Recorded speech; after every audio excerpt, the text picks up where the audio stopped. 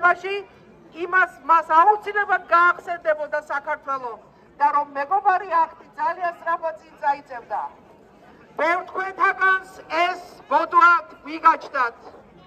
განსაკუთრებით ოცნების ხალხს, ოცნების პოლიტიკოსებს, რომ დონალდ ტრამპი თურმე არის რუსეთის აგენტი, ვინმე კრასნოვი და ამას მიმტკიცებდა განათლებული ჰარვარდ განავალი ადამიანები, რომლებმაც დაამთავრეს ჰარვარდები და აქ ჩამოვიდნენ და ვითომ ჭკუის კოლოფები არიან. მაგრამ მე მქონდა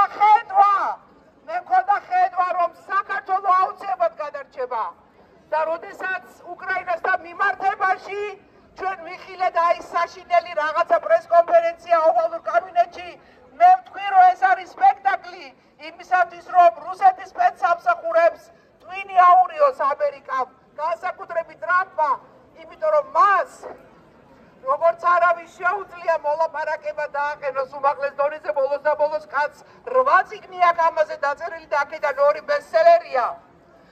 მეგობრებო, ძალიან სწრაფად მიიღეს მეგობარი აქტი ქვედა პალატაში და ეს უკვე ძალიან მნიშვნელოვანია. არაფერი აღარ დარჩა იმისთვის, რომ ზედა პალატამ ხელი მოაწეროს და ეს იქცეს კანონად და ნახეთ, სახელიც კი შეუცვალეს. ჩინეთის კომუნისტური პარტიის, ირანის ზეგავლენები და რუსეთის კრემლის ზეგავლენების ჩახსნა საქართველოდან ჩვენ აუცილებლად გავიმარჯვებთ და დღეს აქ უფრო მეტი ხალხი უნდა იყოს, თელი საქართველო აქ უნდა იყოს. მე ვიცი, რომ უსაფრთხოების ნორმებიდან გამომდინარე არ შეიძლება საელჩოსთან გაკეთება აქციის, მაგრამ დამეჯერეთ, დამერწმუნეთ, ისინი გვიყურებენ, ისინი გველოდებიან. მათ უნდათ სიგნალი, როგორც ამერიკელები ამბობენ, help me to help you. ამიტომ უნდა დავეხმაროთ მათ.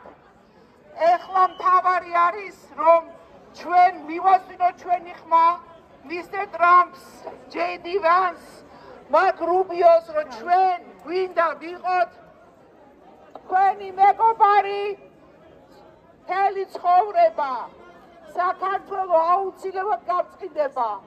ამიტომ დიდი მადლობა ყველას და მადლობა, რომ მომეცით ამ სიტყვის თქვის საშუალებას.